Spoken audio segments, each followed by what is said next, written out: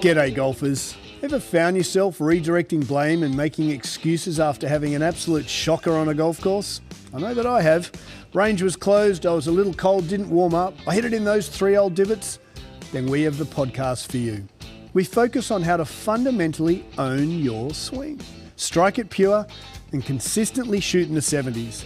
Be it if you're a weekend hack, retired and playing daily, a school phenom or a tour professional. We present and discuss facts and physics pertaining to golf, trying to keep our ego and opinion at bay. We dispel myths such as keep your head down, bend your knees, or my all-time favourite, game improvement irons. So stop drinking that mythical Kool-Aid and have a sip of ours. I think you'll find it both inspiring and refreshing. I'm Scott Young, founder of Swing, PGA professional and ex-tour player. And together with physical therapist Dr. Sean Joyce, welcome to Pivot the Path. G'day golfers and good morning, Postmasters SJ. Yeah, good morning. Welcome to Pivot the Path this week, Postmasters. Postmasters. Where do we start? There's a lot to unwrap here. Where do we begin? Begin? It's always Did such you an enjoy it? awesome tournament. I really enjoyed it, especially Saturday. I really enjoyed Saturday. I sat there and I just couldn't get enough of it. And the leaderboard was just any given hole, Chopping and changing all over the place. So 6 to 8 guys in the mix there, and it could have gone any which way, which was really cool to see. Course started playing really tough. Yeah, we got to go. We should go. Actually, we should go. The swing crew should go down to Augusta, Georgia. Yeah. Unfortunately, they lost me a little bit this year for the first time. I am usually glued to the TV. Shout out Andrew Chuden, who's caddying for Cam Davis. Spoke to Chudes throughout and said it was an amazing event. Cam had a rough one the last day, but finished tied. Really well going into that. He seems a lovely guy, big old lad, hits at 330. He was one of those guys, him and Cameron Young are 2 people I was kind of had an eye out for going into the week and just didn't see him much on any of the coverage. All right, we're going straight into this. So I was frustrated that for the first time on Sunday, they had gone so hard on Tiger all week. Yeah. And they still showed him and he wasn't breaking 80.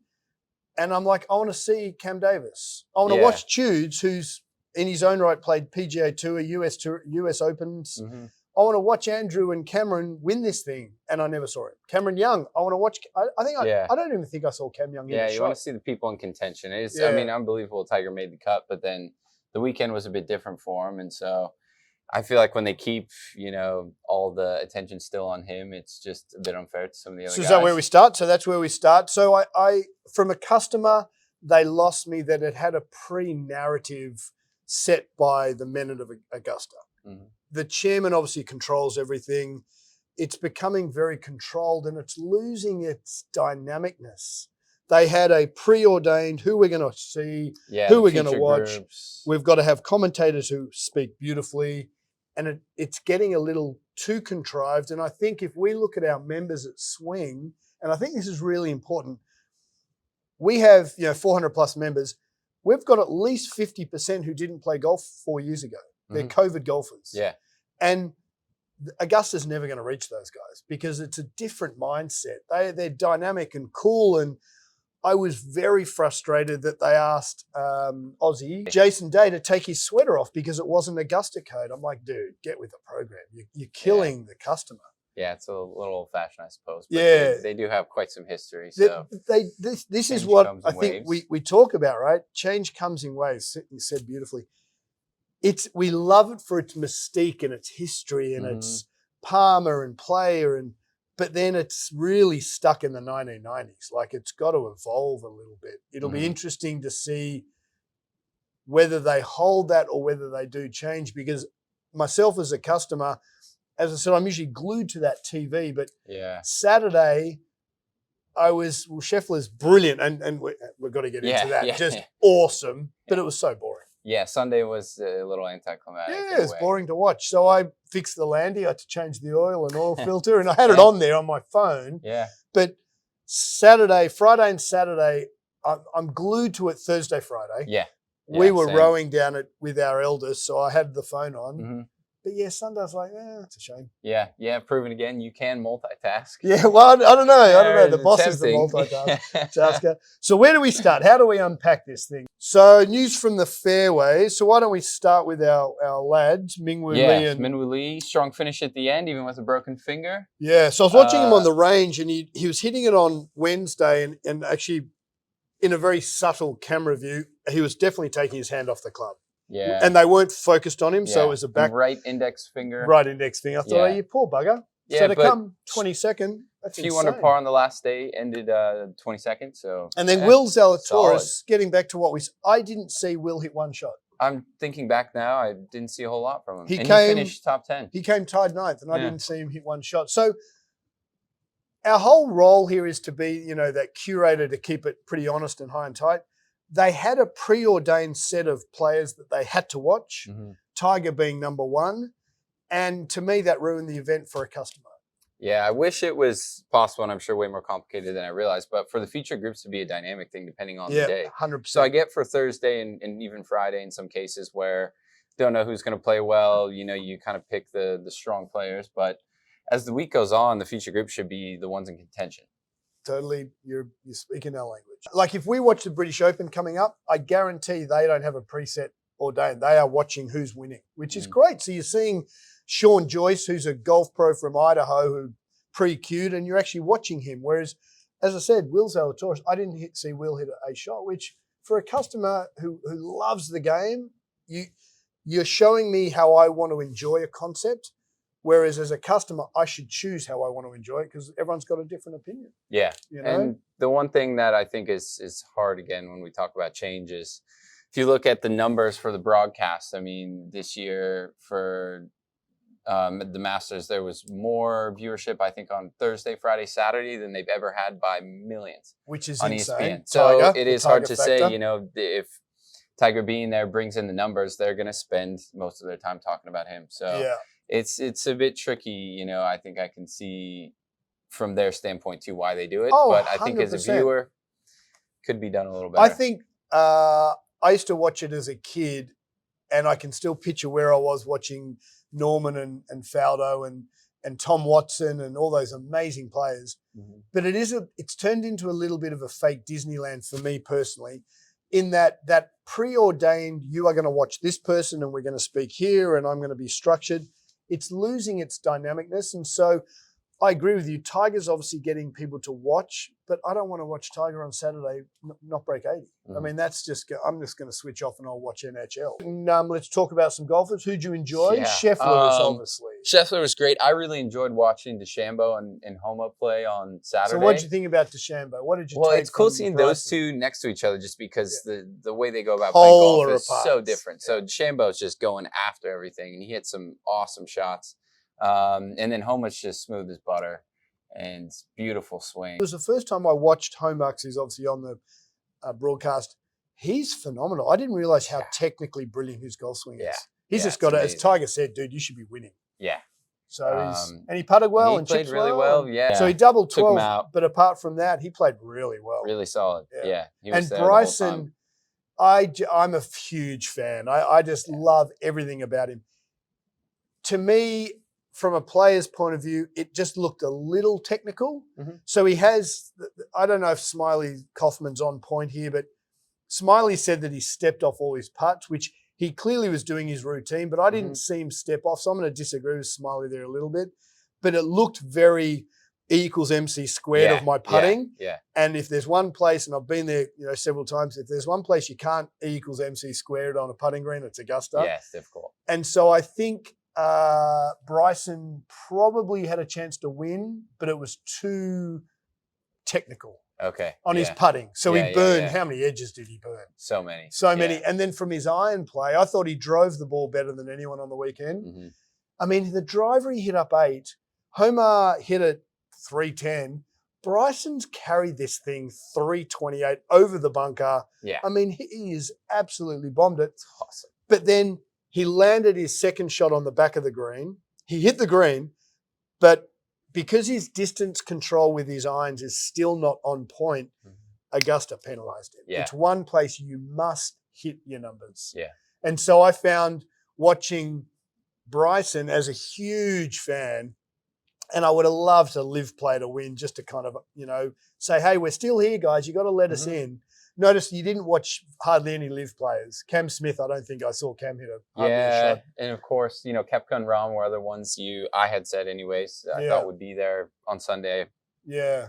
Dwindled off. But Bryson was hitting these. So if here's a green and the pin's at the back, Bryson would land it 4 feet before the pin. It would just bounce off because I think the takeoff I had for the whole week was the golf course one. It because of that wind, it was hard and fast, which is awesome. Yeah, and to see, we were talking about a tournament not be, 27 under as the winner. I love that, yeah. Well, Scheffler got into double digits under par, but everyone else was... Yeah, I had written down here, I think there were about 9 or 10 guys who shot under par out of top 60 plus ties. So out of 70-odd guys, that's awesome. Yeah. That's so awesome. It's cool to see. Oh, he was under par this week. Played pretty damn well. He played really well. Yeah, which was awesome. And then, of course, Scheffler, just his misses are so good. Oh, he's so good. He's just, as I said, from a customer, from a golf lover, unfortunately, he's just boring to watch. But a wonderful man and a family guy, and I just think that he's an amazing individual.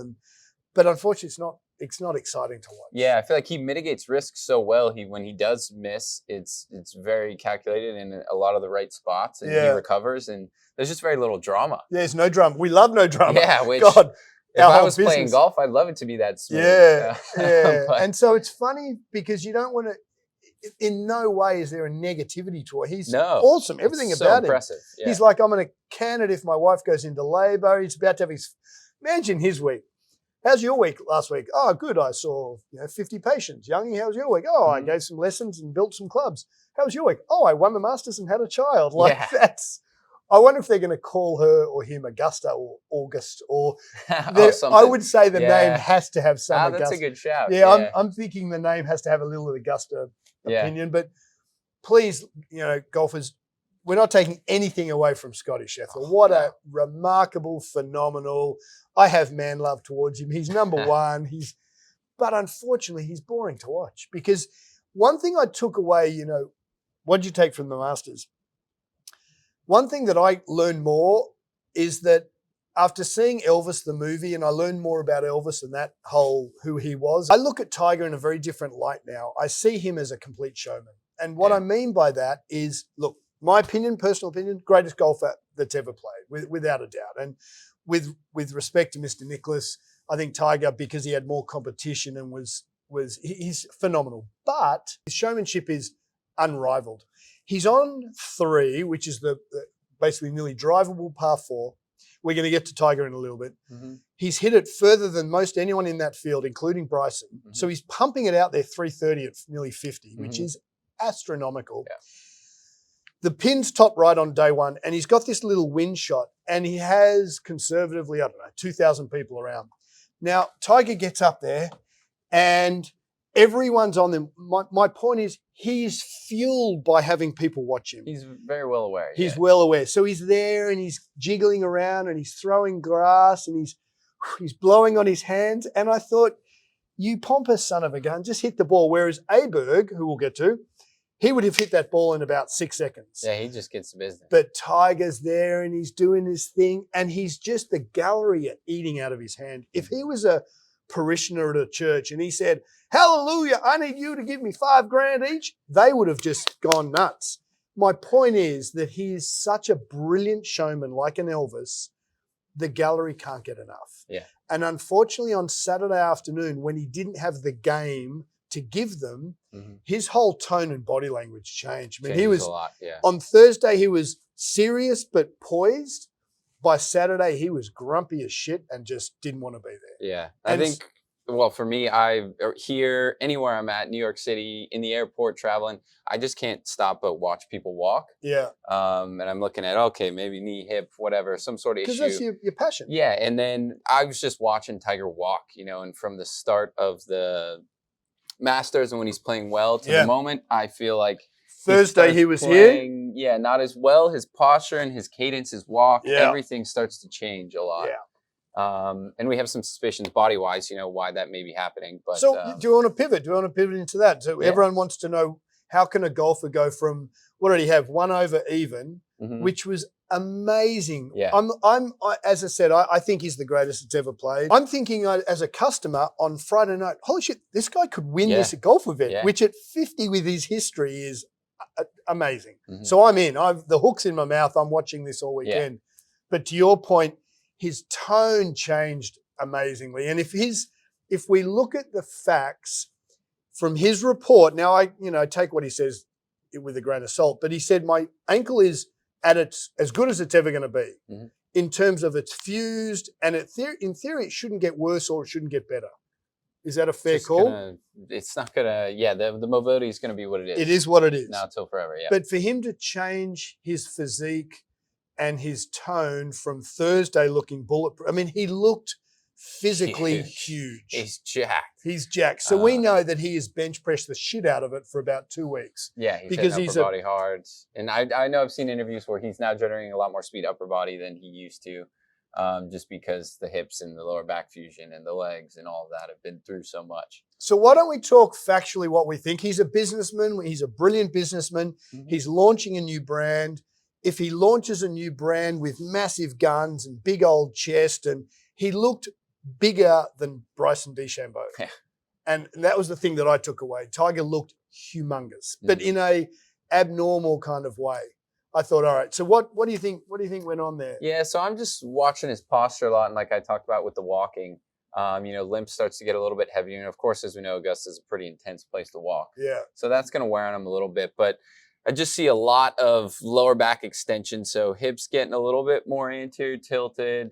Ribs to me look. So maybe let's talk about it. So yeah. He started more neutral on a Thursday, so his backside was kind of behind him and under. Yep. And so if you think of Scottie's belt buckle facing me this way, it's going to start tilting down towards the floor a little bit. So hips tilt forward. If you think of them like a bucket of water, I think is an easy analogy. Yeah. Spilling the water out the front. Out the front. Chest puffs. With that, lower back starts to extend. So you start to, even with Scottie's vest on here, you can see the lower back arching a little bit more. And then the thing I always notice is these lower ribs here in the front start to lift up. Now, what does that do? When that happens here, you're going to have certain muscle groups that have a lot of leverage and strength. Okay. They're going to rule the roost. And then the opposing muscles are going to have lack of leverage.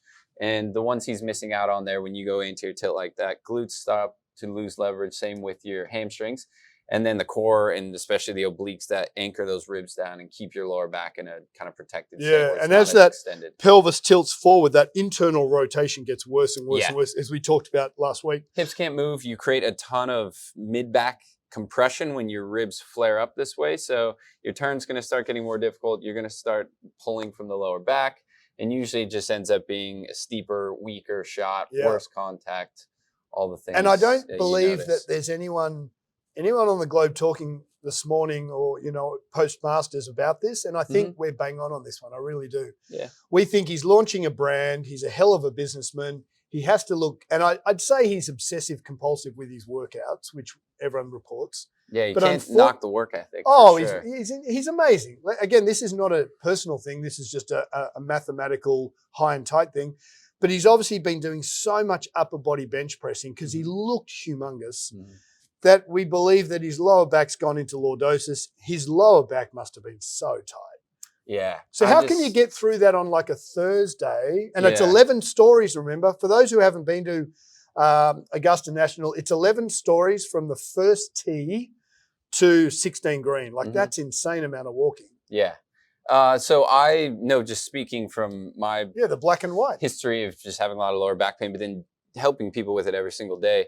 And with Tiger, again, like you have to just look at it as a body in front of you. He's not this has nothing to do with him personally. It's just, I look at everybody the exact same way. I've conditioned myself to do it where it's just another. He's just a human. Yeah. It's just a human being in front of you. So I would think you need some fixes that reset or correct the tendencies you fall into. And everyone has their own tendencies. So I know for me, hips go forward, lower back kicks on, ribs up. And then if I'm playing golf like that, I'm not playing well. I know that. Sure.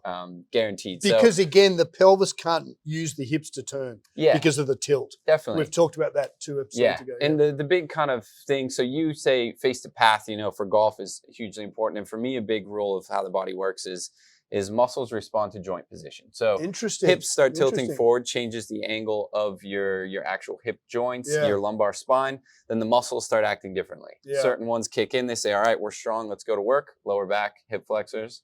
And other ones shut off. So you need something that corrects that hip position. Then the right muscles have leverage to do what they're supposed to. Yeah. So that's the kind of stuff I go through a lot with people. They're neurological changes where you put the joints in a position where the muscles can then respond in a way that's advantageous to your golf game, how you feel, how you walk, all the above. Yeah, I mean, again, getting back to did we enjoy the Masters, I got very annoyed, and that's not too strong of a word, when the commentators kept on saying, they must have said this guy, he's a medical miracle. I'm like, no, he's not, mate.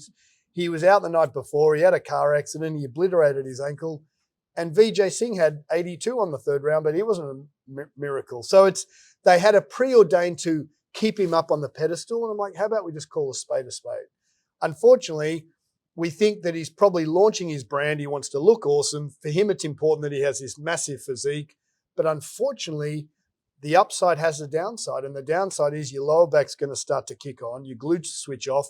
Your hips can't turn. And that doesn't matter who you are. You can't play golf that way. Yeah. So I Tiger. think it'd be fascinating to do a you. screening, see how things look, and then what he's actually doing training-wise. Yeah. So you'd get his rib cage down, reset his pelvis, get his posture better. Yeah, so the things I'd be working on would be a lot less of load and pumping weights, more getting his body and joints in a position where it takes stress out, but then efficiency goes up. Which is your specialty, yeah. And then get back to some of the other guys. Tommy Kim, 6 under round 4. That was insane. Just awesome. One of the first to give Scheffler a hug. So Tommy Kim seems a really good dude. Yeah. Seems like a good dude. He seems a great guy.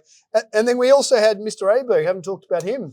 Oh, amazing. I think everything is so efficient about his game. The time spent, his routines, his swing just looks so.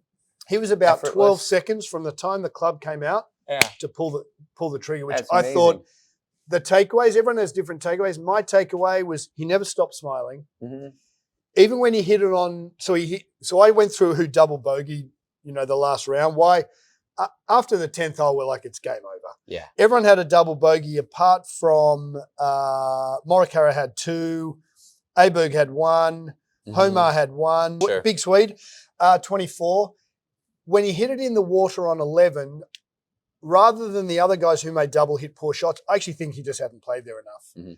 That's a pin 11, you don't go for 11. Yeah. You don't go for 11, you don't go for 12. And I think he got a little aggressive, young, 24. I believe he had his caddy. I don't think he had a local caddy. I might be wrong there. I know that Tommy Fleetwood had a local caddy and they crushed it. And I think he would have got paid. He ended up playing quite well. Yeah, it was cool. So I think that was a little bit of inexperience. But other than that shot on 11, which I still think was the right shot, but the wrong time. Okay. What an amazing young man. Yeah, very bright future. And They've said he's the next Tiger. I don't know if that is. He's from his amateur days coming up now to where he is. Was he world number 1 amateur? Flying. Yeah, he was. Yeah, so world number 1 amateur, great player, and seemed an awesome young man. Yeah, solo second God, finish he was at quick. the Masters. I loved his putting routine. For me personally, was the standout. Just what I took from the Masters was Tiger's working on the wrong physiological stuff. Scottie Scheffler's just insane, but his putting routine was the best routine I think I've ever seen. If we put a Berge putting routine on Bryson, like I love Bryson's technique. I think his putting technique everyone should adopt, but it's too technical in his approach. Whereas Aberg's, his just, where am I hitting it? There, putter in, boom. He has a practice putt. So he used to be like Stuart Appleby. Practice putt down the line, walk in, pull the trigger. And he's done in 8 seconds. Yeah. Bryson is looking at it for 30 seconds. Like, come on. Yeah. The ball. Yeah. So it was awesome to watch. A lot of takeaways. Yeah. And man, I'm excited to see where he goes next. So it'll be interesting. So he'll get interesting a little bit of Bryson's only playing in the Masters next year and then that's it. Yeah. And I think that would be a huge personality not to have in a major. Yeah. Because I love watching him the most, for me personally. Yeah, he's so different from everybody else. I love watching him play golf. Yeah. He seems to have his wedges dialed in more, but his mid-irons really let him down. That 5-iron to pitching wedge where he landed it, and we're talking on 17, he must have landed the ball 2 feet too far. We're not talking he's hitting it 6 feet too far, but at Augusta, you simply can't do that. Yeah, that's the difference between the winning and losing. Yeah, in winning some and cases, losing. So So here I'm going to put you on the spot. So I'm playing this afternoon with one of our members here. How should I warm up? Knowing me, and so I'm going to do my. Yeah, so for you, just get those hamstrings going. That's a big thing for you. So your pelvis is nice and anchored. Little back pedal for those who didn't see a couple of episodes ago.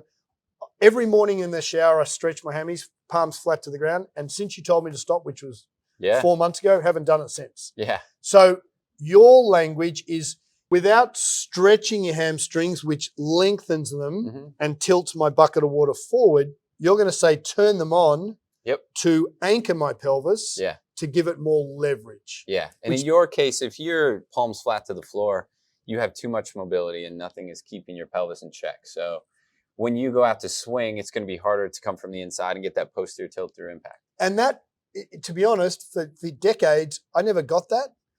And the light bulb's gone off. So I'm going to reset my hammies today. We're playing it. It's that same thing I was talking about, muscles responding to joint position. So when you're tilted forward, hamstrings overstretched, have no leverage, you can't use them. Yeah. So when you go through a couple exercises, it only takes a few minutes. Pull the pelvis back, hamstrings are in a strong position, then they'll support you all day long as you're out there. So I'm trying to catch up with our eldest, Isabella. She's rowing up at Saugatuck, and she had a first rowing regatta down at Princeton, which was awesome. So Rosie and I are real into the whole rowing thing. But I found you get me to reset my hammies, and now when I row, I usually do 3K, 2K, 1K in about 18 minutes, 5-minute intervals, and my hammies, after you've taught me how to turn them on, are absolutely on fire. Yeah. And they'll get strong really quick, but they just need to get reconditioned because you haven't been using them. Yeah. I basically haven't used them ever. Yeah. So, but the cool thing is once you do that sort of stuff, like people may be thinking, all right, so you do these little neurological exercises, where do you go from there? Well, it puts you in a position to then load it up. Like then start throwing some weights around, starts looking more like golf when you're actually training. Yeah. A lot of rotation, that sort of stuff. So when the body's in the right state, go crazy. Yeah. You're safe for one, and then you get more out of your workouts. You should never get injured working out. Yeah, exactly. All right. Well, beauty golfers, thanks for listening to Pivot Path. And remember, you can absolutely own your swing. So keep working hard. It's about the work you put into your entire game. Yep. Thanks for listening, everybody. We really appreciate it. Happy Masters post week. Yep. And we'll see you next week with more.